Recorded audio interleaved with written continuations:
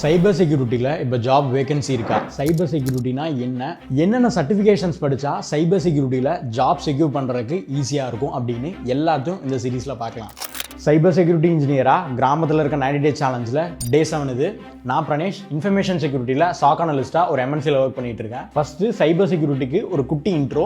இன்டர்நெட்டில் இருக்க எல்லாத்தையும் எல்லாத்தையுமே நம்மளால் ஹேக் பண்ண முடியும். அதை ப்ரிவென்ட் பண்ணுறதுக்கு, அதாவது தடுக்கிறதுக்கு வந்தது தான் சைபர் செக்யூரிட்டி. சிம்பிளாக சொல்லணும்னா ஒரு தேங்காய் எக்ஸாம்பிளாக வச்சுக்கலாம். ஒரு தேங்காய்க்குள்ளே இருக்க தண்ணியும் அந்த தேங்காயும் வந்து டேட்டா அப்படின்னு வச்சுக்கலாம். அந்த தேங்காயும் தண்ணியும் வேணும்னா வெளியே இருக்க மட்டையை தாண்டி தானே நம்ம போய் அதை எடுக்க முடியும். ஸோ அந்த மட்டையை தான் நம்ம சைபர் செக்யூரிட்டி அப்படின்னு வச்சுக்கலாம். ஸோ ஒரு ஹேக்கராக இருந்தாலும் சரி, இல்லை ஒரு தேர்ட் பார்ட்டியாக இருந்தாலும் சரி, அவங்கள அந்த டேட்டாவை எடுக்க விடாமல் பண்ணுறது தான் சைபர் செக்யூரிட்டி. சைபர் செக்யூரிட்டியில் ஹை ஜாப் டிமாண்ட் இருக்கிறது 2 டொமைன். ஒன்று எத்திக்கல் ஹேக்கிங், இன்னொன்று வந்து சாக் அனலிஸ்ட். இதில் அந்த எத்திக்கல் ஹேக் அப்படின்றது அஃபென்சிவ் சைட், அண்ட் இந்த சாக் அனலிஸ்ட் அப்படின்றது டிஃபென்சிவ் சைட்.